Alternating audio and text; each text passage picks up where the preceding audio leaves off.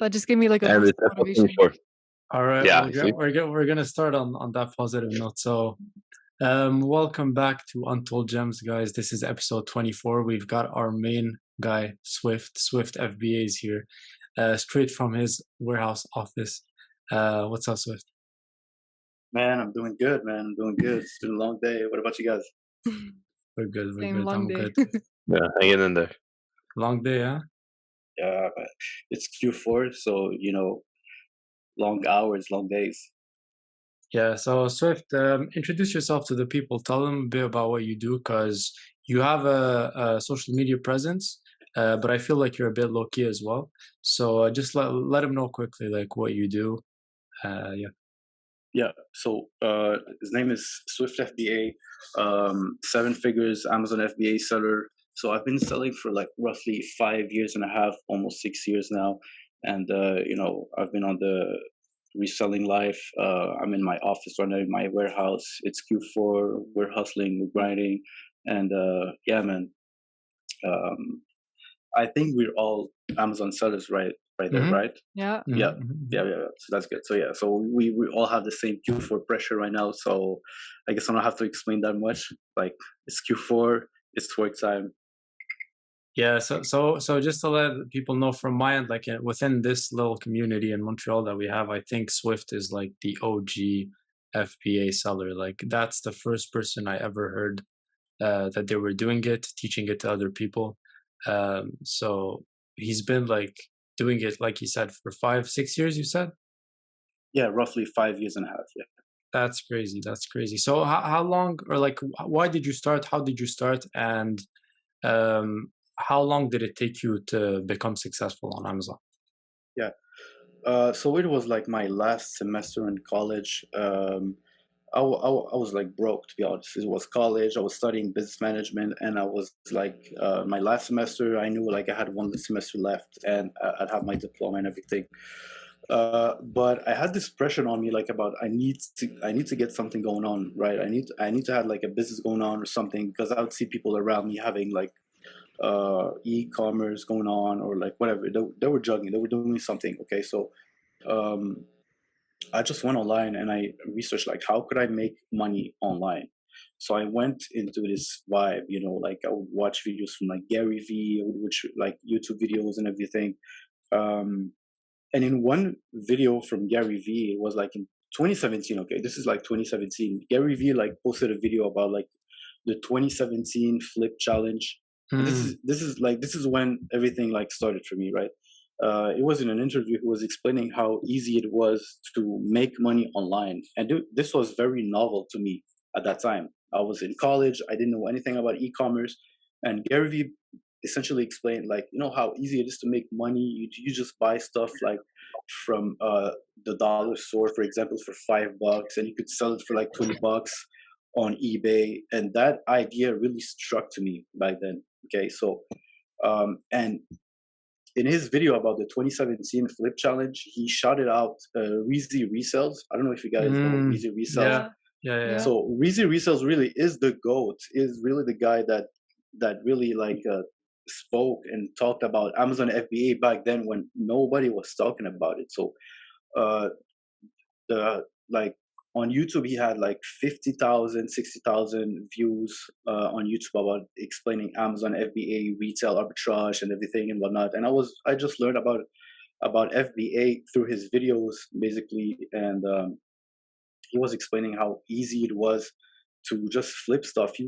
Basically, Resells was buying used books, and he was making 6 figures per month just flipping used books. That's crazy. Used books, and he was buying like shoes from like Marshalls, whatever, like stores and whatnot. And I learned everything from Easy Resales, to be honest. And with the 2017 Flip Challenge, it really motivated me to like just start Amazon. So I created my account. I started doing books, to be honest, just like him a little bit, and then from there it like just snowballed its way till now. Yeah, no, that's fair. Shout out to Reezy Resells, because I think for me too, it was like Gary V, Reezy Resells too. But did you ever do like retail arbitrage like he did, or you went straight into online? No, for sure. I did retail arbitrage like he did. So he was selling used books mainly, and I didn't know much at that time. So I just looked for used books as well, like just everybody did. And at that time, he was the most mainstream YouTube um, FBA seller at that time. So you had other YouTubers like Full Time FBA. Hmm. You had like Hustle at Home Mom. You had like other couple of YouTube Amazon sellers. So I was watching all of these videos, and I just like took all of the information and applied it in here in Montreal. So it's not the same thing because they're selling in USA, so it's different there. They have Yeah, like it's different, different. yeah, right. So different sales rank, different sales, different products in there, and you didn't have much information about selling in Canada. So used books were like generally the most um popular product I would say in Amazon because if you think about it, like when Jeff Bezos started Amazon, he was Yeah. essentially selling books only. Hmm. Yeah. And why? Because books were the most like the most popular products. Like you would have more units, more products in the book category than any other category. And Weezy Resell like took that and he would go like to thrift stores and just scan books and he would make six figures just selling used books. So like I started like with the same style, the same fashion, like looking for used products, books, electronics, whatever. And like I said, I snowballed my way on in like through online arbitrage and wholesale. I want you to speak quickly on the like the fact that you learned everything on your own. I think you're one of the few people that I know that learned everything on their own. So how was that like? Because a lot of people, um, you know, don't know what it actually takes to learn something of this magnitude on their own. So just Mm. explain like how much time you learned or you spent learning, and trial and error and all that. Yeah, yeah. I agree. It was tough. So it took me like 6 months before I made my first sale. Like from the time I like learned about Amazon until my first sale, it took like 6 months. So I was just like taking notes, watching videos, learning from every like Amazon YouTuber. I was asking questions through like Facebook pages about Amazon. Like I would ask random people about, yo, how do you ship this to the States? How do you do that? How do you list this? And took me roughly 6 months before I made my first sale. And my first sale was like actually books, just like reason resource. I would buy books from like marketplace. I was just learning the business. I just wanted to know exactly how the listing, the shipping process would go. And it was all novel to me. It was all like learning process. So like as you guys know, it's so easy to make a sale right now as a new beginner. But for me, it took me like 6 months. Like it took me a lot Hmm. of time before like Yeah, I I'm would figure shocked. everything I'm out. shocked to hear that. I'm shocked that it took you 6 months. 6 months until I made my first sale. That's I had no crazy. idea. Like back back in like 2017, nobody was talking about Amazon FBA. I would Yeah. tell people about like, yeah, I sell on Amazon. They were like, what is that? What do you sell? How do you do it? Like, why are you selling on Amazon? And it was kind of a crazy idea back then. But watching videos like Weezy Resells and all these guys, they were selling in the States, right? So it wasn't really as popular in Canada as was in the States. So I had to learn my way through that. I had to ask people like online and whatnot and learn through like trial and error. And eventually it worked.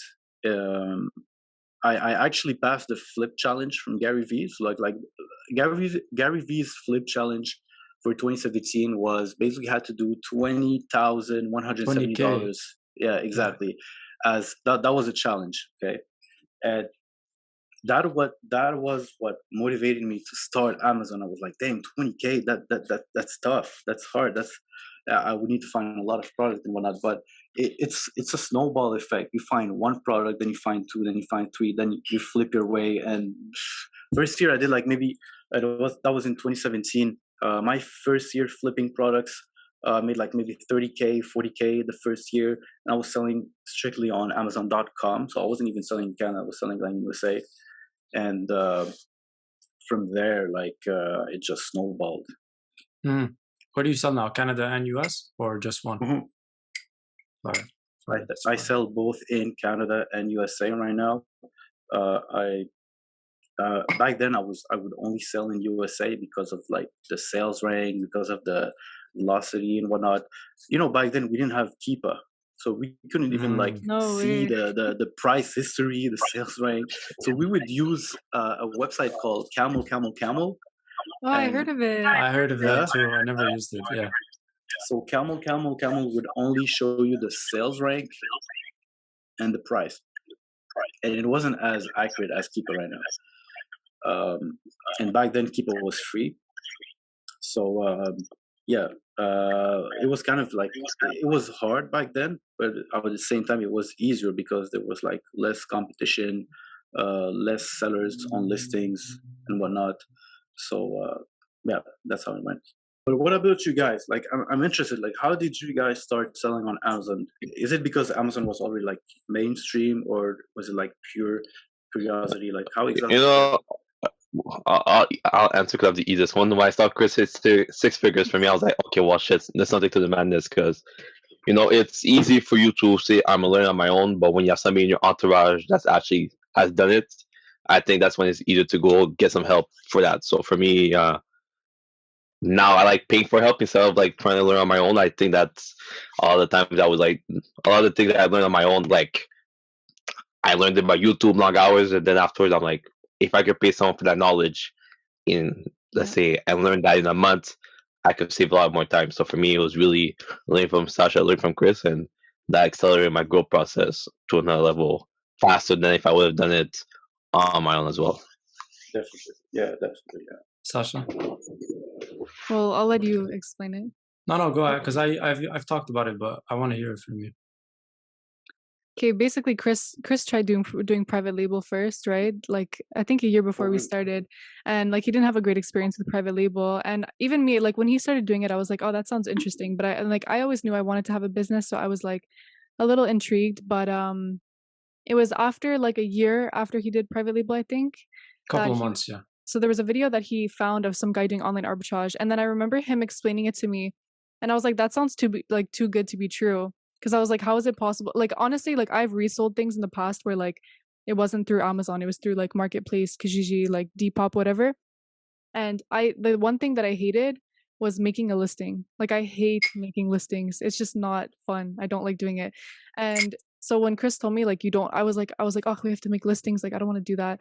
And he's like, you don't have to make listings. I was like, what the hell? Okay, I'm doing this. And so like that's what kind of intrigued me was the fact that like I wouldn't say it's necessarily easy, but it's just like it's so easy to get started compared to a lot of the other business models that I don't know, it's like less preparation upfront. You just like you can make sales within 1 or 2 weeks, and that kind of motivates you to keep going. And the fact that it's just the fact that the results are so quick. It's like I don't know. It just seems like it just seems like so much easier than anything else we could be doing right now. Mhm. So that's what intrigued me to do it. And like we both learned on YouTube as well. Like I'll give the credit to Chris. You know, he spent a lot more time than me like researching it, and he helped me a lot with it. But yeah, we spent a lot of time watching YouTube videos. Like we could name a bunch of YouTubers that we learned from as well. Kind of the same kind of the same story as you, but yeah, and through trial and error too. Like we just kind of sent products and we were like, let's just hope for the best. I mean, we had Keepa, so we were lucky. Like we were able to have Keepa. Yeah. So I think that helped us a lot because we sold out our like first products quite quickly. So I think we were lucky because we were able to like launch our products and make sales like within a couple of days. Mhm. Mhm. Yeah. But what made you guys start selling on Amazon? Like, I what was the think reason? so. For me, I tried the private label with my friend, and it was just because we wanted to make our own money. Like we just wanted something to do. We felt like we were just, doing nothing all the time. So we just wanted Mhm. something to do. So we tried private label. It failed. And then through that experience, I was like, okay, I know what not to do now. So I tried again with online arbitrage. Like you, I learned through YouTube. I'll shout out some of the people because they've helped me so much. Like watch me Amazon, Gary V2, Weezy Resells again, Brian Guerra, Christos Fellas is the first one that I watched that showed me online arbitrage. And there's a few others as well. I'm forgetting right now, but yeah. So the second time that I tried again, it was literally because I hated my job so much. Like I just wanted to quit, and I wanted to make my own Same. money, and I didn't want to be dependent or relying on anyone. to make my money. So that's the reason why I looked into Amazon. And I also could see myself doing that, like flipping products Like is there's no something. marketing. There's Yeah, no there's no marketing, which marketing. makes it It's just like like you literally never have to show too your face easy. to anyone. Like you can do everything behind the screen and just sell products and sell products and sell products. And so that's what intrigued me. So Yeah. yeah. No, Starting I'll with agree. I'll agree with private label, the marketing part, because the Yeah, marketing part is a big one. marketing stuff. Yeah. But it's one thing like starting a business and getting sales. Like the first sales now, like you said, it's very easy. Like we tell everyone that reaches out to us, like we can almost guarantee that you're gonna make a sale if you follow what we do. But Yeah. scaling and creating systems and doing it over and over and over again, that's the hard part. So I want to Yeah. know with you, how did you take it from just something like a side hustle to 7 figures, soon to be 8 figures? And like, what are the systems that you've put in place? Do you have any assistants, any employees? I know you have a warehouse, so just talk a bit about the transition from starting to scaling. well, my warehouse is very like recent, right? It's only been like a couple of months that I've had it. So when I first started, I was just like buying used products, just like Weezy Resells did, just like every other YouTuber sold. So when Amazon got really like popular back in 2017 because of Weezy Resells and Gary Vee, the most popular product to sell was like books because of Weezy Resells. This is my opinion, because back then you didn't have much videos explaining about how Amazon FBA works. You would only have videos about Weezy Resells and like similar products, like selling used books, going to like thrift stores and selling products from there and whatnot. You would have a couple of private label products, but I feel like private label products are so easy to market online simply because of the fact that you can like show it online. Like you can actually show the product from Alibaba and show the same product on Amazon. So I just feel like it's a nice way to market it on YouTube or with ads and whatnot. But the real money was like buying used products because they were so easily accessible, and you could sell them online very easily because you have no restrictions selling used books, used like electronics, used like whatever. Uh, so following Weezy Resell's advice, I would just like sell products that I would have around my house. I would find on like a marketplace. And first year was just selling on Amazon.com because of this, because of how fast product would sell out there. And I would hear stuff like Amazon.ca is very slow, don't sell on there and everything. So it took me 1.5 years until I decided to sell on Amazon.ca. So I would sell the same kind of products I was selling on .com, and it just snowballed. So I would just like investing all of my profits back into more inventory and would just like buy and buy more products. So it would be like a mix of a lot of products that I could find for cheap. There wasn't really like a specific niche. I would just like resell whatever I had accessible for cheap, where the price was like higher on Amazon. And I would say like 3 years, 3 years back, this is when I first started selling on Amazon. So I was doing retail arbitrage for 3 years until I decided to start wholesale, because I thought it's the time for me to like really scale up. And I was really scared of starting wholesale. I thought it was really complicated and, but it took just one online search until I found like a couple of wholesalers. They accepted me, and I scrolled through their price list, found some products. I took a shot. I sent them. It worked, and then I'm really focusing on wholesale since that time. I did a little bit of online arbitrage. I stopped doing retail from there, and wholesale is the way to go for me. It's just like the like the access to products, to replenishables and whatnot is really what interested me. And after 3 years of flipping products, retail arbitrage, I thought it was the time for me to really start like doing something like more easily scalable and passive, and wholesale was the way to go. And now, like, it's been like almost 2.5 years I'm doing wholesale. It's really nice. It's a little bit more complicated, but you're able to find more products and scale way faster with wholesale, like definitely. Mm-hmm. So I don't know about you guys. How exactly did you like compare like the models, the different models like retail, online, wholesale? Did you guys like really focus on online only, or have you ever tried retail, arbitrage, or what got you into online is what is really like interesting to me because uh, mostly when you search when you look for Amazon FBA online, all you find is like private label videos how to like So true. start Amazon, and they tell you like go on Alibaba, AliExpress, find a product, put your brand in there, and just flip it on Amazon. You know, Yeah, so that's what like I fell into first, like those types of videos, mhm, because those were the most popular. And then, like I said, there was this one guy, Christos Fellas. He's from the UK. I saw like his video. I think it was in my recommended, and it was like how I make $2,000 or £2,000 a month, um, flipping products or like branding products. I don't remember the title of the video, but he shows like the comparison between private label and what he does, which is basically just find products for cheap at local stores and sell them for more on Amazon. And like I said, like I saw the fact that there was no marketing involved, and that really interested me. But now I feel like I'm in a transitional phase where I'm still doing mainly OA, and I'm looking into wholesale because I have a few wholesale products now. They're my favorite products, like they're my best products. So mhm, I'm trying to get more wholesale accounts and um, yeah, just grow that way. Because mhm. at one point it's like you have money and you need to spend it. And if you don't have money, I know some people take loans and spend their money that way. Because once you have like wholesale lists and wholesale accounts, it's much easier to spend your money. Like you said, replans and stuff like that. So Facts. yeah, yeah. I just prefer OA because like I don't like speaking to people. So I like OA because it's so easy to just like check out an order without having to talk to anyone. Yeah, you don't have to Like, talk to anyone. but Swift, do you do online arbitrage too? Like, what percentage do you do of online arbitrage versus wholesale? So my transition from retail to wholesale was direct. So I went from retail to wholesale directly.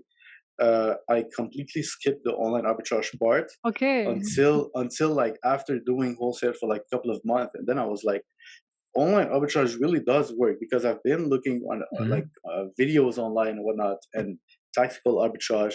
So I gave tactical arbitrage a try. It worked. It was nice, and I could find a lot of products. And what's cool is like you can like buy the same products, replenishables, just like wholesale, but with like online arbitrage, like stores and whatnot. So products that not necessarily on discount, you could still buy them again and again. So to be Yeah. honest, I would say like online arbitrage are like maybe 10%, yeah, of my products back then, and mostly wholesale the rest. Yeah. And but I know like for sure, definitely there's a lot of products, a lot of money to be made with online arbitrage, tactical arbitrage. Not simply flipping from .ca to .ca. Look at flip from .com to .ca, or like from .ca to .com. There's a lot of ways to do online arbitrage, and I definitely know that there's a lot of profit to be found like that. So I'm not even doing 10, 5%, 10% of the potential profit that I could make with wholesale or online arbitrage. It's such a vast Yeah. There's so much environment. potential. There's so much products you Crazy. could make. You just There's have so to many find your own niche. opportunities. Yeah. Yeah, Yeah. Yeah. Facts. definitely. So there's a H- lot. How many wholesale accounts do you think one would need to like be able to live off of? Because basically right now, me, I have two or three, Mhm. and they're carrying me like so I don't, because I think what's great about wholesale is like you can find a couple of great accounts, and then just replan and look at all of their Exactly. products, and so you don't need to do like online arbitrage where it's like you have to go through a bunch of different websites to find products and to always Yeah, replan and stuff like that. It's just literally you can have a couple of accounts and be free basically. exactly. So yeah, how many do you think like you would need to just be good? So I don't know about you guys, but like for example, let's take Q4 for example, right? So Q4, there's like a couple of niches where we know it's gonna sell. We know it's gonna Yeah. be like For very sure. profitable, a lot of sale. You could make 6 figures out of one supplier with Q4, right? Facts. So I don't know exactly what I would answer with, but I know like you could be like enough profitable with 1 or 2 suppliers only if you want. You know, it just depends on the supplier. Yeah. Uh, my first year with wholesale, I had only like 4 or 5 suppliers, and I would like just replenish from the same wholesalers. Um, but very like recently, I would say in the last year or two, I started like to look for different categories, different products, different like niches that I never uh, thought of doing, and I felt that way was really nice because uh, selling on Amazon.ca, especially, you have to go wide. You have to go like Mm-hmm. really wide because when you Yeah. sell on .com, you know you could sell like in one category and make really enough for you to be like stable with that. But if you sell on Amazon.ca, you know, we all agree that the sales are not as like impressive as .com, right? Mm-hmm. Yeah. So you have to go wide. You have to look. You have to look for different categories, different brands, different types of products. Until so, I would say like you could be profitable with 1 or 2 suppliers, and you could be as profitable with like dozen of suppliers, right? So it really Mm-hmm. depends on the wholesalers and distributors you find. Yeah. Yeah. Yeah. Split. Opinion. Can you talk about the mindset it took to reach $1 million? Because I know a lot of people, especially on Amazon, you get complacent, especially when the sales are coming and you reach your targets, and you know if even if you don't have any products, minimum you'll do is you'll reach your numbers. Can you talk about always wanting to go to a different level, even though you were successful with books, you were successful with .com? Can you talk about always trying to push to a different category or a different mindset to be able to accelerate the growth? The mindset that it took, like, so for example, do you know what Amazon.com was about to be named before? Like when Jeff Bezos started Amazon.com. So Jeff Bezos wanted to name his website Relentless.com, literally. Okay. So the idea was when Jeff Bezos started his website, I wanted to create a online website where customers would find the most, like the biggest variety of products ever, right? Yeah, relentless.com.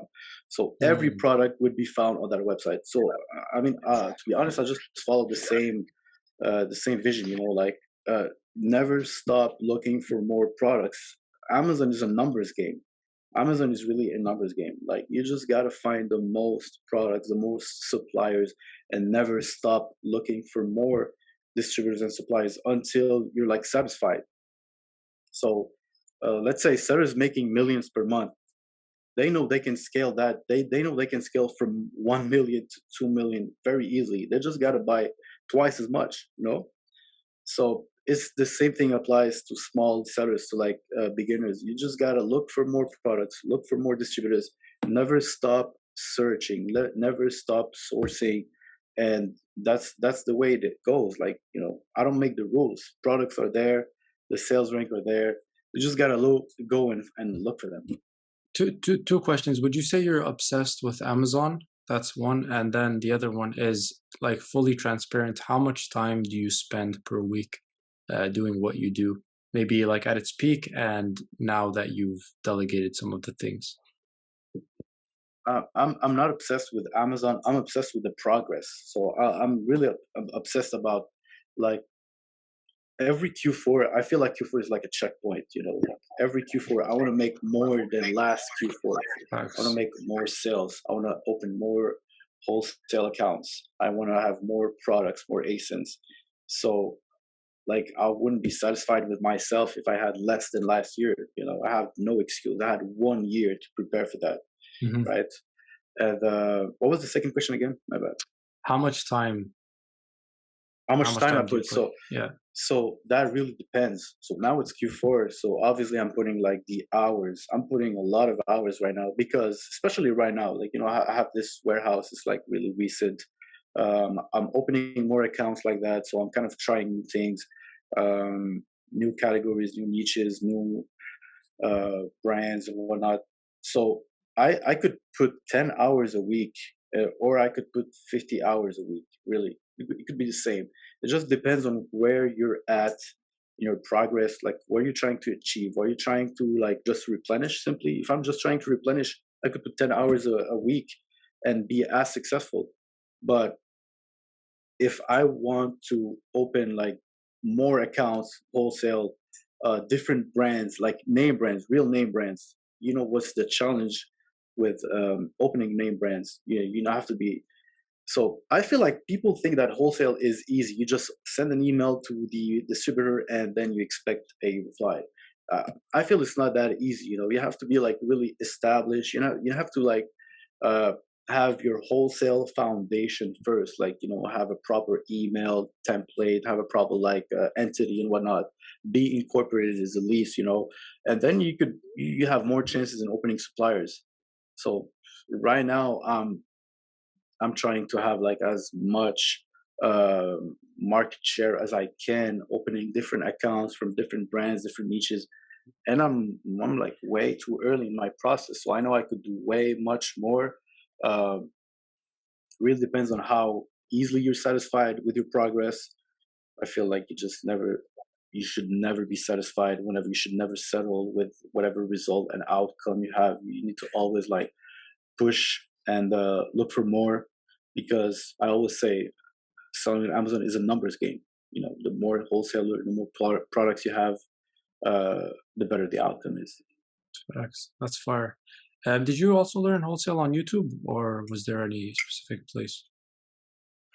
No, man. So like, I was doing retail arbitrage for like 3 years. Okay, so I initially started wholesale because one of my friends that I thought Amazon, his name is Abdul. You guys know him. Shout out to Abdul. He's a hard worker. He really went out of his way and you know, left his job and started Amazon. Is now he's full time about Amazon. And he told me like, bro, we should start wholesale. I was like, bro, it's way too early to start wholesale. You know, wholesale is complicated. You need to open accounts. You need to like have like a foundation before you contact wholesaler. And he really like pushed me into it because he acted as a really like a competitor to me, and that really helped me. So I know that competition is really good for your business. Like competition is necessary for you to like really grow and go out your way. So we started doing wholesale together. Like we just started doing it, like looking for suppliers, looking for wholesalers, and we found out that it's not that hard to open accounts. Okay, so um, what really like pushed me to wholesale was really like leaving my comfort zone. So like retail and online was my comfort zone before doing wholesale. I was okay with the profit I was doing. Like I was doing like almost 6 figures per month just by selling like products from retail and online. I was okay with that. But then wholesale was the way out. So like wholesale is the way for you to have like a passive Amazon selling business and whatnot. So working on opening wholesale accounts, this was the way for me to really like uh, leave retail and online arbitrage, that comfort zone, and go out there and open more accounts with suppliers. And from there, we went crazy. We just opened accounts left and right. We tried it, and we figured out how it worked and whatnot. And yeah, So it was like trial and error. Trial and error, yeah, trial and error. Competition. You have to try. You know, you really have to like take action. Exactly. Fire. I have a question about wholesale. Like, I don't know how many secrets you want to give us, but can you recommend to any of the listeners, like, what's a first step that they can, like, let's say for listeners who are currently doing OA, like 100% OA, what would you recommend is like the first step to starting to get into wholesale? Like, what can they do as the first step? Mm-hmm. So I learned most of my wholesale base from Watch Me Amazon, you know, Larry Yeah. Lubarsky. So shout out to Yeah. him. To be honest, he has a lot of valuable information online, whatnot. So basically, his way of starting wholesale is just like creating a kind of a spreadsheet called a supplier's leads sheet. Okay. So it's an Excel sheet where you look for the most suppliers you can find online. There's different ways to find suppliers. Okay, you can find them online. You can find them through Amazon. You can find them through trade shows. You can find them through many different ways. But the easiest way is just to look for them online. So get yourself an Excel sheet with like the supplier name, website, email address, phone number, and try to have the like as much suppliers as you can have. Like try to aim for like 100 suppliers per category. So it's that easy. It's that easy, to be honest. Like you just have, it's a numbers game. Yeah. Just look for the most suppliers that you can find and contact them one by one. All of them. Reach out to all of them. Like, hey, I want to open an account with you.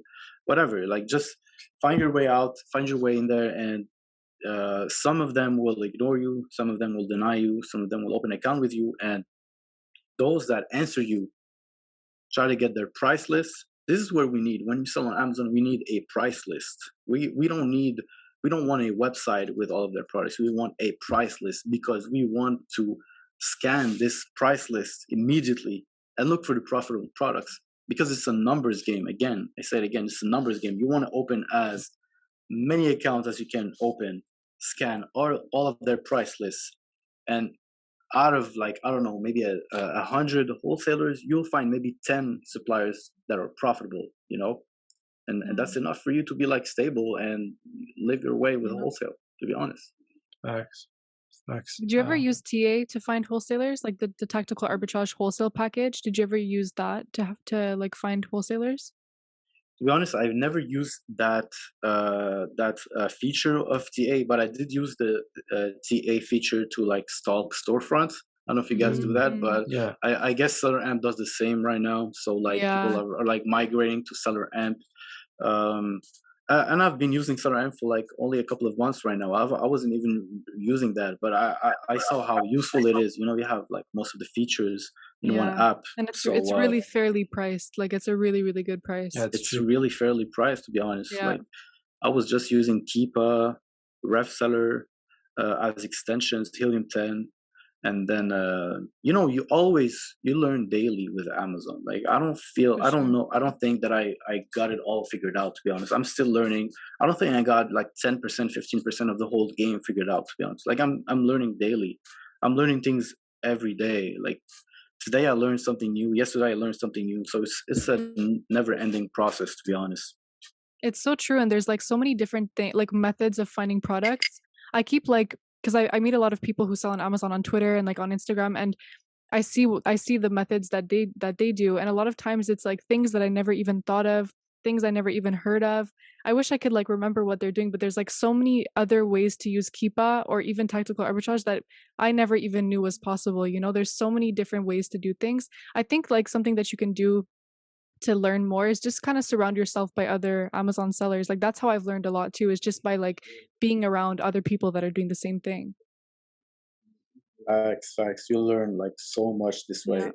And trial and error is the way, right, to like figure out everything about Amazon. And if you just learn from people's errors, this is the cheapest way to learn.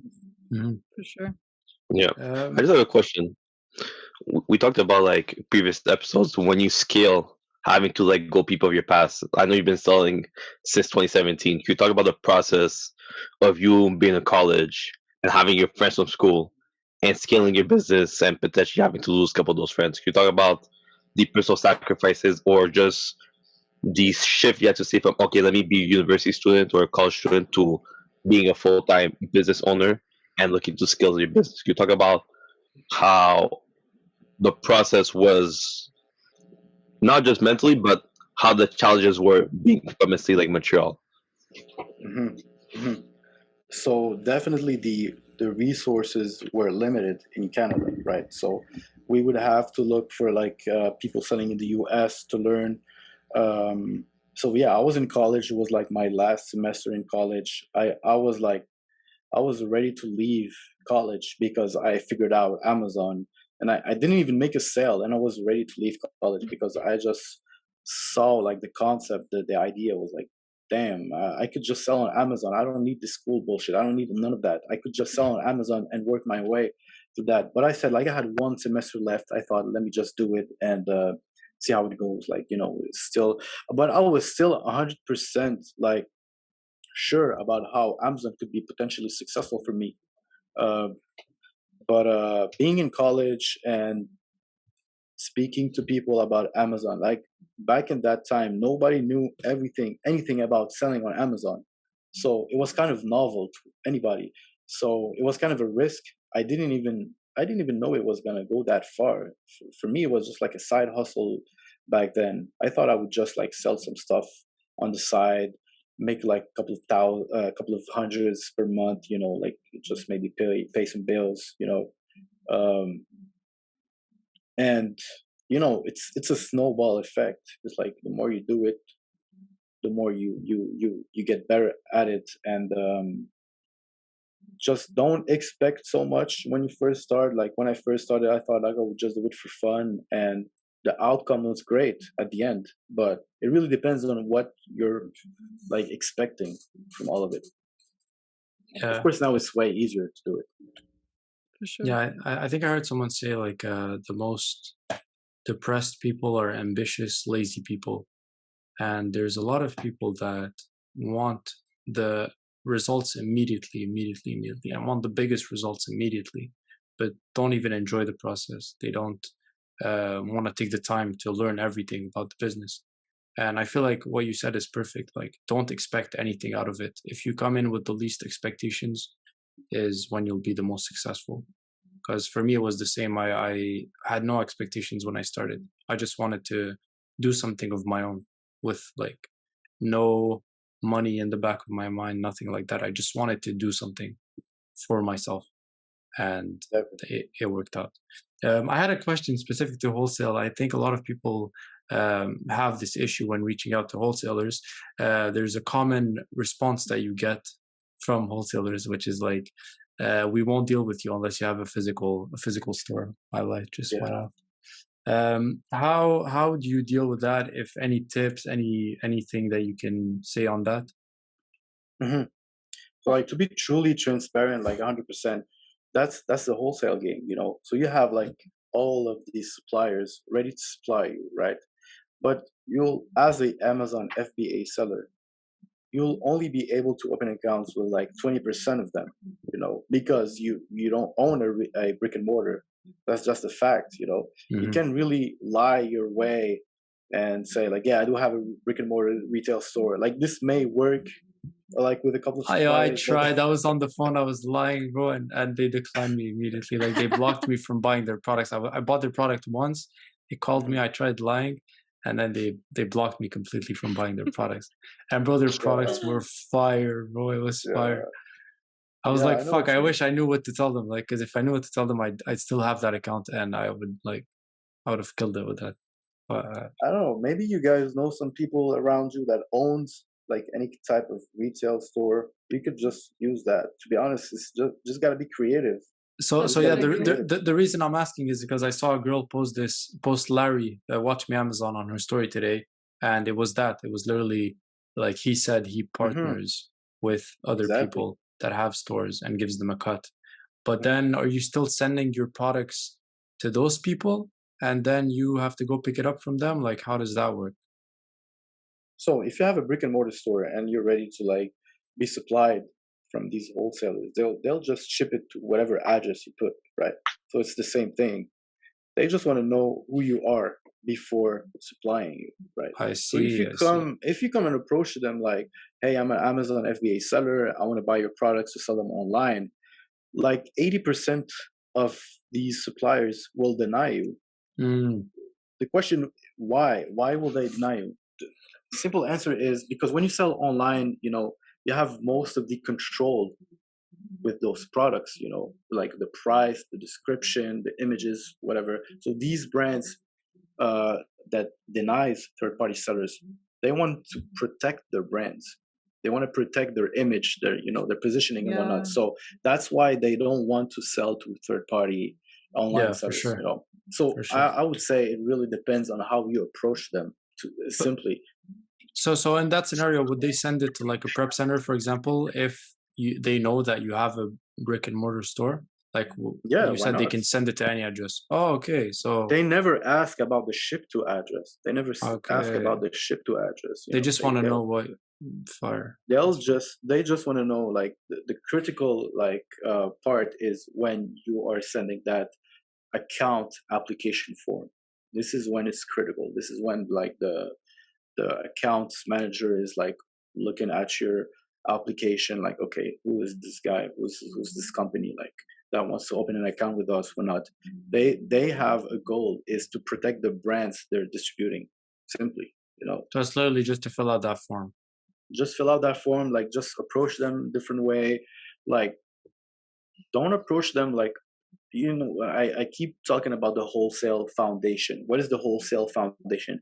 Having an entity, like being incorporated, having a business name, having a business address, not a residential address, having a business address, having like different emails, not just one email, like having different departments, like, you know, contacting them from a like purchasing department, let's say, you know, having a accounting department, you know, with the emails. That's so easy to do, man. It's just like the way you approach them is gonna be like the critical part of opening that account, to be honest. So going through like all trials and error, I've been denied like way too many suppliers, and I've tried again with like different emails, different company names, like whatever. I just wanted to open account with like, let's say you just said like you had this company, you were sure of like the products that would have and everything, but it's never what it seems, to be honest. Like you really have to open the account and like go all the way through like the process, and at the end they'll say like, oh, we don't even have a price list.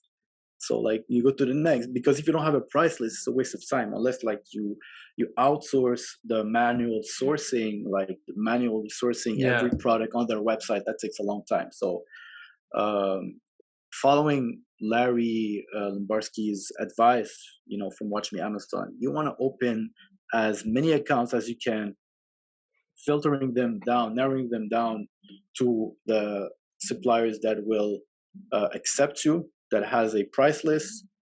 You only need like a handful of suppliers, and you'll be like successful. You'll be good, to be honest. Like because one supplier could change your life, to be honest. Just one supplier could change your life. Yeah, and with the price list, do you have any specific softwares that you use, or did you make your own?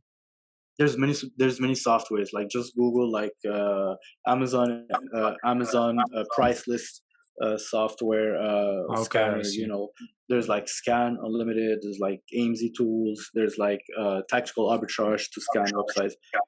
I use all of them, to be honest. I use all of them because one tool will show you like maybe 20 products. The other tool will show you like 15 products, and you just mix them up and you take what's profitable. You send that order in. To be honest, it's easy. Like I've been realizing lately that it's just the way you approach the suppliers at the beginning. Once you're in, you're in. Once you're in, you're in. You're good. Facts.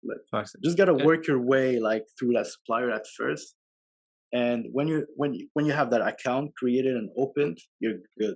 You're just good. It's like send as many orders as you want, get as many returns as you want. Like you're good. You have that account open with them. They won't ask questions anymore. You'll be dealing with the salesperson. You won't even be dealing with like the accounts manager and whatnot. You'll just be dealing with like the sellers, and they want as much commission as they want. You know, so like. You know, they'll help they make you. Commissions. No way. Of course. Okay. The final question for me, like, do you have employees? If so, how many? How's that helped your business? Obviously. So just speak about employees and or people that you work with that help you. Of course. So I really believe in outsourcing. That's very important when you sell on Amazon, because selling on Amazon, you feel like you're doing everything yourself, you know, like sourcing, buying, prepping, shipping, all that. It's a lot. It's a lot. So yes, I've been working with like virtual assistants to find accounts, wholesale accounts. I've been using virtual assistants to scan price lists before I even knew about the tools, you know. I do have employees to prep for me right now because I'm dealing with a lot of products right now, prepping and shipping them for Q4. It's a headache. So I can't do it all myself. So of course, yeah, I have employees that prep for me, ship for me, that work on my warehouse. But prep centers is the same thing, to be honest. Prep centers will deal with all of your prepping, your shipping and whatnot, your quality control. So I feel like prep centers are the same as having employees, virtual assistants. Yeah, for sure. Right? Yeah, 100%. They're like subcontractors basically. So they work with you, and yeah, they do all of that for you. Like I wouldn't be able to scale my business without that. Exactly. So I have a question for you guys. Why are you guys not doing wholesale yet? Like that's my question right now. What's holding you back from looking for those suppliers, opening accounts, and making the money? But Chris, what's your percentage? Like, how much OA are you doing versus wholesale? What's your percentage? So, like I said, for me, like I have 2 of my products right now, or no, not 2 of my products, 2 or 3 accounts that I'm very reliant on. Like I spend so much of my money there. And so I am sort of in wholesale, but I don't have like a strategy per se to get into wholesale. Like I've sent out my own emails. I have my own templates. Like I've spoken, like you said, like he said, just send out 800 yeah, different emails. but I just need to reach out to more. So now what I'm doing in my business, like it's restructuring. I'm getting a bit of help with just buying inventory and finding new products. So now that that's like sort of gonna be taken care of, I'm gonna really look into finding more wholesale accounts. But yeah, I'm gonna stay in Canada for now. Like I don't sell in the US yet. I know you do both, but I love the Canadian market, man. Like I find like it's very underrated and there's not a lot of competition. And if you're able to grow your store in Canada, there's a lot less big stores in Canada than there are in the US. So you have like more of a chance to have a massive store in Canada, in my opinion, than you do in the US. And yeah, a lot of Canadians sell in the US too. So like we do have even Canadians like overlook the Canadian marketplace. So I like that. I get that question almost every day. Why don't you sell in the US market? And I'm like, oh my God. Yeah. It's but like can you but Swift, can you answer the question for us since you have experience with both markets? What are the benefits of both? And for a beginner who's in Canada, since most of our audience is Canadian, what would you recommend? Like, should they start in Canada or go straight to the US? Yeah, when I first started, I sold on Amazon.com for the first year and a half. I didn't even look at the Canadian marketplace at the beginning because when you would do your research and whatnot, they would tell you the USA marketplace is the most selling, more velocity and whatnot. Exactly. So I first started selling on .com, but the thing is, in .com you have like 10 times more competition, but you also have 10 times more the products. That's right. And, so whatever product you don't find in .ca, you'll find it in .com, right? So I always advise new beginners to sell on .ca first, simply because it's way easier, like shipping wise, returns, logistics, because it's in the same country, it's within the same country, so it's easy to deal with returns, the logistics, the shipping, whatnot. So when I would sell in .com, I would have to export my products out there, so that would be extra costs for that. The returns would be really bothersome because you would have to use a 3PL to bring them back. That's horrible. That's the main reason I don't want to go to the US. Just selling .ca, it's enough, to be honest. But if you're stuck, if you're in a plateau and you feel like you want to scale, going to .com is definitely the way. Even with online arbitrage, I feel like you guys are really in online arbitrage, and I feel like you have way more experience with online arbitrage than I have, because I haven't really visited that part so much. I don't know, have you guys ever tried sourcing from .com and selling on .ca, or sourcing from .ca and selling on .com? Because that's cross sourcing is very profitable. I know, crazy. I do it with wholesale. I haven't done it yet. I'm in a Facebook group, and there was some guy who was telling me he does it a lot and it's very good. So he buys from the US, sells in Canada, and vice versa. And apparently there's so many products that I don't know why I haven't looked at it yet. I think that's one of my so funny. plans. I just texted Chris about this yesterday. Yeah, you I literally literally just texted Chris about this yesterday. yeah. I was like, oh So my god, we need to start doing this. it's in the plans for sure. You guys would But be amazed. yeah. But speaking of that, like, what are your plans? I know we've talked about Q4, but like, what is your goal or objective with Amazon going forward?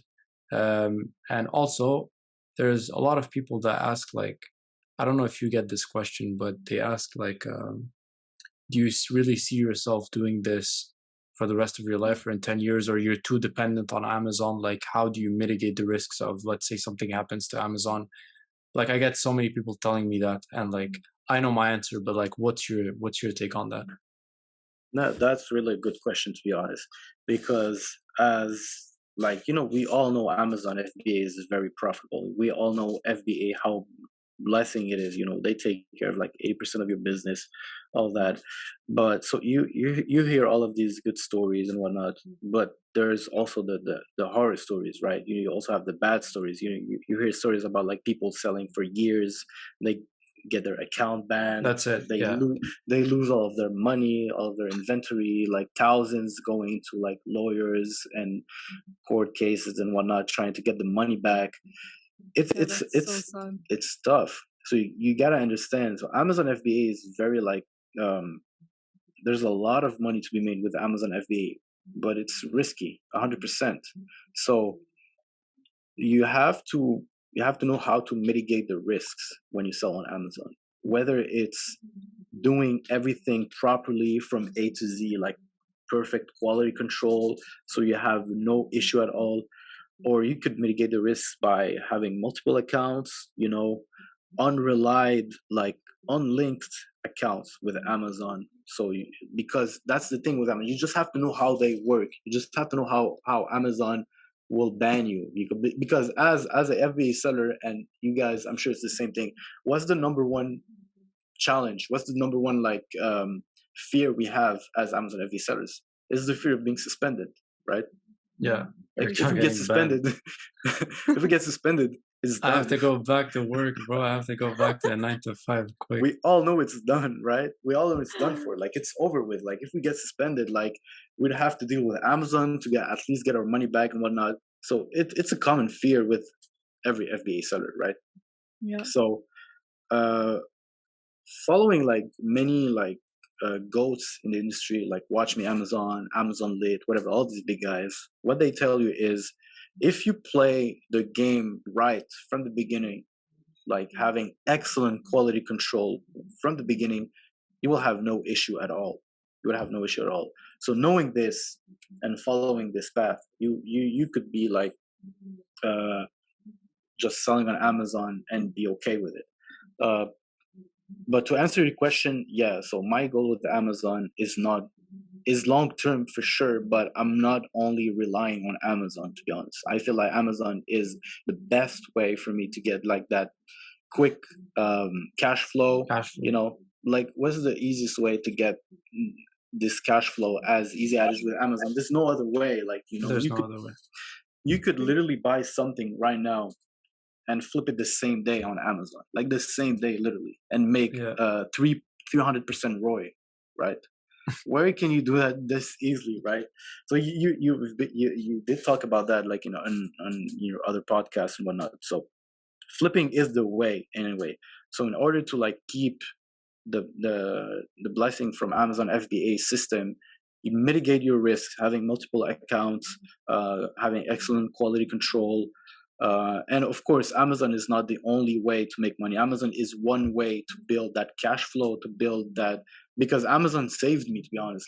Amazon FBA saved me. Like I had no money. I had a working job. I had like nothing, and I flipped my way until I became like a 7-figure seller. So I feel like if ever like I'd have to do it again, I'd do the same thing, I'd use Amazon, to be honest. So Amazon is just a way out, but it's not necessarily the only way. Facts. That's a great answer. Do you know anyone who's been banned? Yeah. Oh no. Yeah, I know horror stories, to be honest. Like I know horror stories, to be honest. I could tell you one, to be honest. But do you think it's because they're not proactive at checking their account health, like they're not dealing with Definitely. those things? Definitely. Yeah, definitely. It's all things that could have been avoided, 100%. I know a guy that has been banned like 2 years ago. So this guy, his first month, he made 18,000 in sales. Okay, Oh his my first god. Damn. month. Why? Because he was already a reseller locally in Montreal. Okay, so he was Okay. reselling products and whatnot. So he was like in the reselling business for a long time. I was buying from him and selling on Amazon. He wasn't even selling on Amazon. So a couple of months later, he started his Amazon business, and he had very poor quality control. Like, I'm being really transparent right there because I know it's a like learning lesson right there. So he Yeah, for was selling sure. really good. He had like really bad feedbacks and whatnot, and he started working on his quality control. Making sure everything was okay with his products, his shipment plans and whatnot. And he was doing better then. What happened with this guy is he started selling in the .com marketplace. He was selling in the .ca first, and then he started selling in .com marketplace.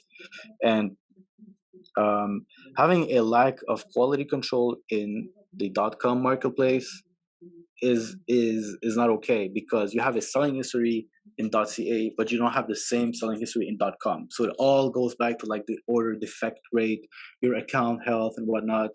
So basically, having really poor selling history in that marketplace, one error could fuck up your whole business, right?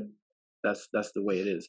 So you just Yeah. gotta be careful about, like, it's fragile, to be honest. It's really fragile when you sell on Amazon and you like open another account, you're selling this different marketplace, you're building a new selling history.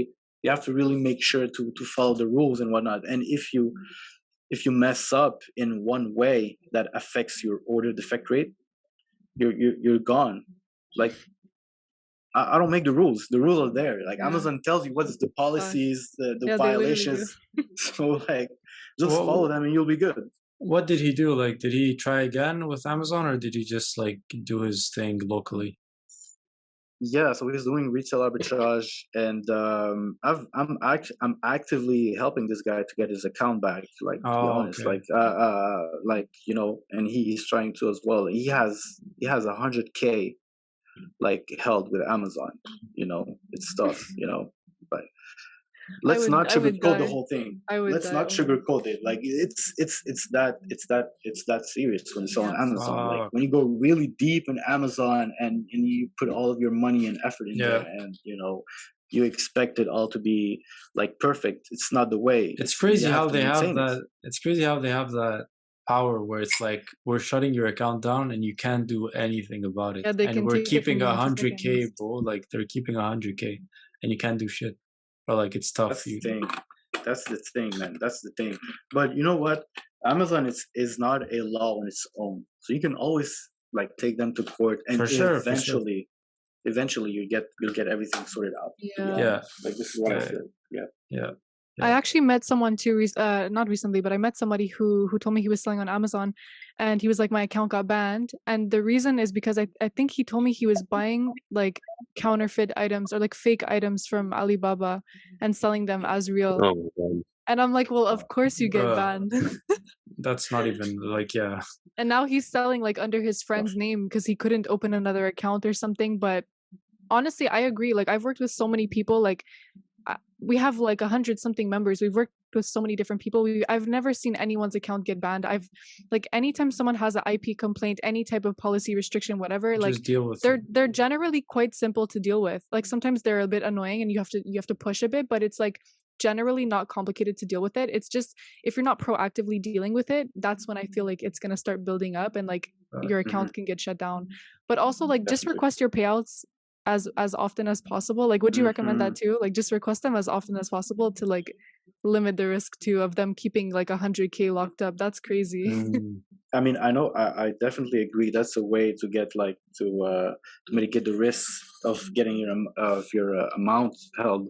But I feel the best way to be like safe selling on Amazon is just do everything correctly from A Do to Z. everything right. Simply, Yeah, simply, sure. you'll have no problems. You may have like slight issues with like discrepancies, or I don't know, like a case open here and there. That's normal selling on Amazon. Like, that's Sure. really normal.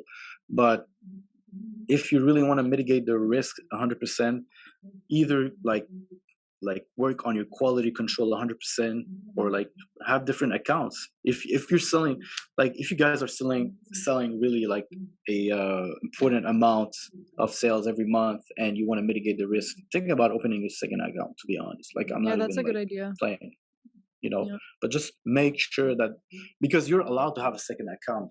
It's been like 2 years Amazon have this policy, you're allowed Oh, to have a it second wasn't account. before. No. Wow, I If didn't you know. open another account like in 2020, you would get immediately banned. Okay.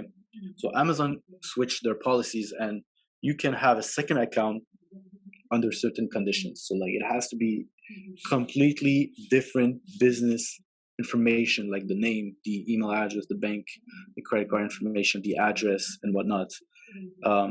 Even if like something is linked between accounts, Amazon will still allow it, but they will link the accounts together. Yeah. So it's tough. You have to really play it like correctly. So for example, if you log in your Amazon account on another device that has an Amazon account already logged in the past, those two accounts are immediately linked. Okay. So that's like triggers a red flag in like Amazon internal system. It's okay So right they now. know It's no everything. problem. But if one account gets suspended, the other account will get suspended right away. No. Yeah, they will suspend Wait, so all related accounts in one shot. wait. So let's say, for example, me, I log on to my computer, Amazon.ca or Seller Central, and then Sasha also has logged into my computer. We're Mhm. linked now? Yeah, you're linked, definitely. You're linked. So Amazon knows that these two accounts are definitely linked in one way or another. So So Okay. Chris gets banned, I'm gonna get banned too. yeah, Well, if like you get banned, I get banned. so if you get suspended, all of the accounts related will be Damn. suspended. Maybe like a random account will be suspended. Like I don't know, if you buy your laptop like in from marketplace, if the guy you bought it from had an Amazon He account, used to sell on Amazon. Oh my god. you'll get banned as well.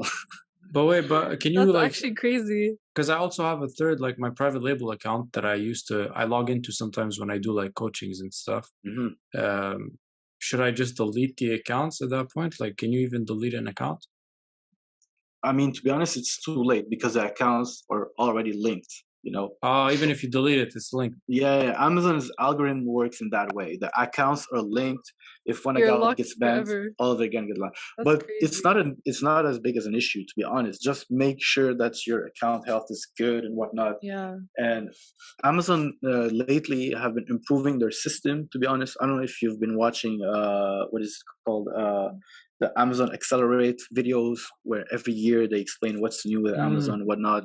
And they have this new thing called like the Amazon Insurance, where if your account health is in good standing, you're okay. Like there's no more of this fear of getting banned or whatnot, as long as your account health is okay. good. This is Okay, something okay. Really new good. they've added, to be honest, and it's kind of reassuring. But never take chances with Amazon, to be honest. Just Yeah. play it good, and the risks will really show themselves when you're selling a lot. So in the beginning, like new sellers in the beginners will have no risk because they sell a couple of products, they're good for a couple of years. But the more inventory you have, makes sense. The more IP complaints you get, the more risk, the more Yeah. like restricted policies, violations, whatever. Yeah. Damn, I need to delete my account, the other one. Just in case, bro, you never know. It's like, No, it's good. I nothing's think gonna there's, happen to that account. There's no movement on that account anyways. yeah, okay, whatever. All right, well, I think it's a long fire episode. Did you guys have anything else to Yeah, ask? I Swift? still have some questions. For real? Okay, go. If we'll do a couple more and we'll be Okay, on so that. my first question is a question that I get all the time, and like I've responded to this question 100 times on my stories. Like, what's your opinion on this question? Do you think Amazon is oversaturated for new sellers? Like, what's your take on that? What's your opinion on that? I think it's definitely not saturated, to be honest. Like, the products I'm selling right now, I could have a dozen more sellers selling the same products and I'd still be okay. That's my simple answer. Yeah. Like, to be honest, that's really like a messed up excuse. Like, Amazon is oversaturated. It's only It doesn't work that saturated. way. it's only saturated if you don't know what you're doing. That No, I but think a that's lot the of best sellers way will to. start like a lot of sellers will start and they have no reviews. They go on listings where there's a lot of big sellers who have a lot of reviews, and then they're like, "Oh, I can't sell the products easily. It's too Yeah, oversaturated." well, They quit selling on Amazon, and then they have this huge like they have this really bad reputation, or like they have this bad impression on Amazon because they're like, "Well, I wasn't able to sell anything." But Mm. I think a lot of people get tricked, I would say. Like they think, "Oh, it's so hard," but I swear to God, the moment you get your first couple of reviews, like did you feel that too? Like when you first got your couple of reviews, like the difference it was to be able to sell? Even now, like as your business grows, you notice a difference, right? yeah, Yeah, definitely. But it also depends on what type of products you sell when you first start selling on Amazon. So if you start with like name brands products, like brand new condition, you know you have a lot of competition. You know you have like Yeah. 4, 5, 3 FBA sellers within the buy box price. So you know it's going to be tough for you to get that buy box and get those sales. So you could like the way I started was like I feel it's like a really humble way to start selling on Amazon, like selling used products, you Yeah. know, no restrictions, no buy box. You just, you know, make that profit in and out. You know, you switch products until you get the selling history started, you get those reviews started, and then so really it depends on the type of product you sell at first. So if you start selling those products from retail online websites, and you check the competition, you clearly see there's like 3, 4, 5 FBA sellers on that listing. You won't have any sale because you just launched, you have no selling history, Yeah. and you expect to make a sale in that listing. Like, you know, you have in the beginning, it's the hardest The part, hardest part, yeah. to be honest. Yeah. yeah. There's a big difference between 0 rating and just 1 rating. Like For you feel it sure. Yeah. instantaneously, The day I got my first review, it helped me so much. I couldn't believe it. I and Have you swear. guys started immediately with online arbitrage? yeah, Basically, Right? yeah, we did a little bit of RA like here and there, but it was like primarily like 90% OA, maybe even 5% RA, like a very, very little RA. That's yeah. interesting. No, Yeah. already But just I have one last question. Like, do you think somebody can realistically, or not realistically, but like because I think anything's possible, but do you think it's smart for somebody to start doing wholesale from the beginning, like from day one? Nah. So like a lot of people ask me the same damn. question. Like, I want to just do wholesale from the beginning. I'm like, nah. You need at least 6 months of Amazon selling history. You need at least a couple of reviews. Yeah. You need at least 10,000 of sales in your account, at Yeah. least, you know, until your account is like at a like, you know, higher tier. Okay, so you could actually start getting that buy box faster, you know, getting those approval faster and whatnot. I feel you need at least 10K of sales, at least 6 months of selling history, and at least like 4 or 5 positive feedbacks before you start doing wholesale. You could start wholesale from the beginning if the products are like there's like no competition, crazy sales rank. You're the only FBA seller. Yeah, you'll definitely get the buybacks and get those sales, but it's harder, you know. Yeah. I mean, if I could leave you guys with a tip, think outside the box. You know, it's just as simple as that. Like everybody will do the same thing. They would go online. They would search the same thing that everybody's searching for. Like, oh, I don't know, this supplier, that wholesaler. But think outside the box. What if you import this from the USA or from Europe, or like what if you export this product? You know, cross selling, different supply and demand and whatnot. Like there's a lot of money to be made if you just like think outside the box. To be honest, and doing things differently. The Yeah. rules are set, you know. So just find different ways to get those products, supply them in different marketplaces, and it's that easy. So like to be honest, if I open a wholesale account, I see their price list. I check everything online. I see like the competition. I see like the sales rank. I see like there's all is good. Like, you know, all the checkpoints are there. I'm not gonna start with a test order. I'm gonna go like aggressive immediately, like 50 units, 100 units, because everything is there. Like everything is telling me like it's a green flag. Go for it. You have enough, you know, sales for yourself. So I would just go for it. Like Amazon is so predictable if you know how to like play the game, and Yeah. So true. you just need to like know all of, you know, the criteria you need to respect before you go and buy a product. So I think the most important thing is the buying process, learning how to use Keepa, learning all of the the factors before buying that product. There's a lot of factors. It's not only the sales, like the profit. You guys know that, right? Like the buy box percentage, the competition. Like being hazmat, restricted, private label, whatever. If like a product like checks all of these points, you're good. Go for it. Like buy 50 units, 100 units, you're good. Yeah.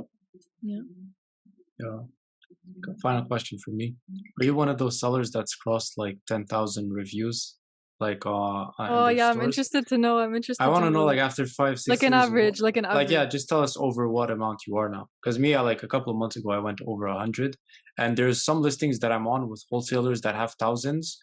I'm 100% over 100 reviews, and I still can't get any of the buy box compared to them. So like, did you make it to that point where it's like you don't feel the competition anymore because of how far your store is? So for me, it's kind of different because I have like different accounts, but like all of my reviews cumulated would be like around 500, 600 reviews, to be honest. I don't have thousands of reviews yet. No. Wow. So no, but it takes time. It takes it does, bro. It's like 100 per year or something if you do it organically. Literally. Actually, if you see like sellers that have like 10,000 of reviews and whatnot, this have they been there for 20 thing. years? Yeah, no. So like the thing is, when you were selling on Amazon like 10 years ago, it was like eBay. So you could get feedbacks for buying a product, right? Oh, it's so true. You could buy thousands of products and get feedbacks for buying these products. So if ever you see a seller that has like 10,000, 100,000 of feedbacks, they've been selling for at least 10 They've years. just okay. Makes sense. So that's how you can build an eBay account so easily right now, because you could just have feedbacks buying products instead of selling products. So it was the same thing with Amazon back then. There's a lot of things about Amazon that people don't know, to be honest, and I find it kind of interesting. So for example, like when people see Amazon selling a product, so when you see literally Amazon selling a product, they think it's actually Amazon distributing the product. But you guys, we all know it's not Amazon. It's actually the brand itself. So let's say you find a Lego product and you see Amazon selling the product. It's not Amazon that's distributing the product. It's actually the Lego brand that's selling through Amazon through like the vendor central, right? So Amazon doesn't sell on Amazon. Amazon invite big brands, name brands, to sell on Amazon under the Amazon name as vendors. So when Amazon FBA first got created, it was invite only. They would invite big name brands to sell through FBA at first. There wasn't third-party sellers. There were like third-party name brand sellers and whatnot. And so yeah, there's a lot of things to be like figured out about Amazon and all that. It's big. It's really big, and it's the more you dig through it, the more like you learn about it and whatnot. It's and now anyone can. I just have like one last question. Since we talked a lot about like wholesaling, Swift, what would you think is the appropriate amount of capital required? Because I know it's capital intensive. How much do you think a person would need, like Sasha said, like 6 months into it? How much capital would they need to be efficient as a wholesaler going forward? That's a good question. I would say at least $5,000, to be honest, because even that $5,000 is not going to get you as much. It's just going to be like, it's going to help you test a couple of suppliers. It's going to be just a testing phase when you first start wholesale. Wholesale is not that easy when you first started because everything will be novel to you. Whether it's like getting those price lists, those new brands, contacting the suppliers and whatnot. I would say at least like $3,000, $4,000, $5,000 is the minimum to get started with wholesale. But if you're just curious, you could just like create your wholesale foundation, the email, the template, the website, if you want, the entity, and just start opening accounts with suppliers. Just do it for fun if you want. Like just try it out, open accounts, see if they answer you back, see how easy it is with like this category, what's harder and whatnot. And if once you open an account, they don't really expect you to buy anything at like directly. You could just open accounts and not buy anything. So you don't have this pressure of like I have to buy from this company because I have this open account. No, like I have hundreds and hundreds of open accounts, and I only buy from like, I have like maybe 40, 50 suppliers that I buy from, but I have like at least 300-400 suppliers open accounts with those suppliers, and I don't buy from all of them.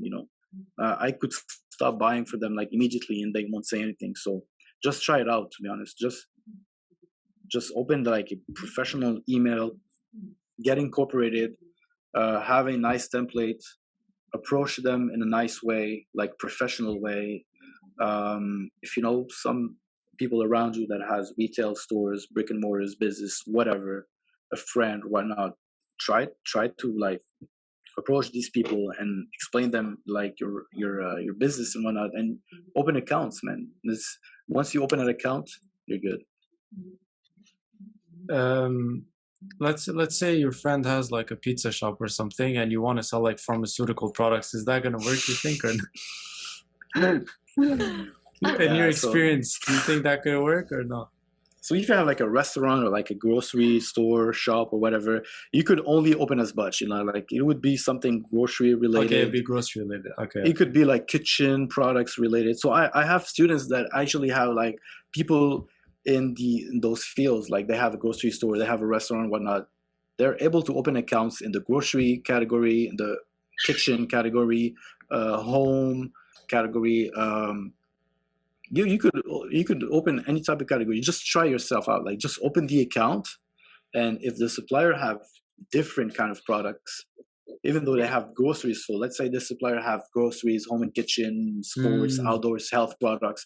Once you open the account with that approach in mind, like I want your grocery products, but you'll have access to the whole price list. So like you said, once you're through, you're through. Once you're in, you're in. Yeah. Okay. I think also on the final note, it's important to say, like you said, that you need like 5K, 3K to start. But I think it's a misconception. A lot of these wholesalers, they don't really have like a big minimum order quantity. You can order like $500 worth of a lot of these. Not all of them. Yeah, not all of them for sure. Mm-hmm. But a few of them, or a lot of, there's a lot that I've encountered that there was no like real minimum order. It was like 1,000 the max that I saw. And what you said about like you don't need to order right away. I had one of them tell me like you have 7 days within the opening of the account to place an order. After that, it's closed, and then it never closed, and I never ordered. So it's true. Like you don't have, there's no pressure once you open an account, so you can do that just for fun. But I think this might be like one of our longest episodes. So I knew this was gonna happen. I think so too. Because there's a lot to talk about. We had a lot to ask you. There's a lot. That's good. To be honest, if I could leave you guys with another tip, like you're buying from, let's say you're doing wholesale. There's brands, there's distributors, right? So you could buy from the brands, which is harder, which is more complicated, which you need like a better foundation, or you could buy from wholesalers, which is easier. It's easier access to wholesalers. If you're buying from brands directly, I'd suggest you to do that after you have at least like a couple of weeks, month of experience with wholesale. You have that whole template foundation all figured out. Start with wholesalers and distributors. Sometimes you find liquidators, like distributors that buy bulk from wholesalers, and it's so easy to open an account with them. And then you have brands, so you open account with manufacturers. Like don't contact the brands first when you're starting wholesale. Start with the distributors. Try like to understand how the vibe is, how it works, how hard it is. And when you have enough experience doing wholesale, then you could contact those brands, and that is so easy. Like you just go on Amazon, you start sourcing from the categories. So let's say you go on Amazon, you go on, I don't know, like pet supplies, cat supplies, and you start sourcing from there. You look at all of the brands that are available. You start reverse sourcing from there. Look for brands that Amazon is nowhere around. You're able to sell the products. Not a lot of competition. And like write a list of all of these brands like it could be hundreds of them, and then look for distributors with those brands. Then go and search for, I don't know, like this brand, Canada distributor online. Search for them. Try to open accounts with them. You know, so there's a process to it. You know, don't just start like that and just contact any supplier, distributor, manufacturer you find. You know, you have to work your way there gradually, and most importantly, have to create that wholesale foundation. Yeah, that's a fire tip. Do you have any big brands that you are dealing with directly? You don't have to mention what brands, but like, do you have like a big brand that you're dealing with directly? Yeah, of course, man. I sell a lot of brands, like big brands like Microsoft, Sony, Nintendo, Garmin, any Fire. brands, HP. And you're dealing with them directly? Brother.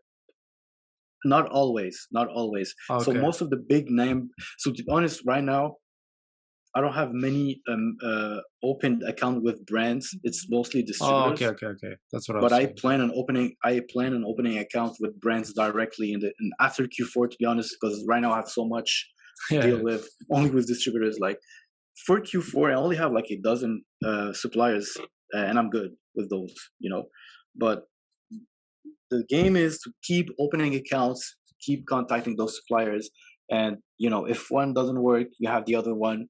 If this one denies you, you have this one is ready to go. So, to be honest, it's crazy, but there's so many products to be able to source from, and my challenge right now is like narrowing everything down to like the best selling, the better ROIs, the faster sales rank and whatnot.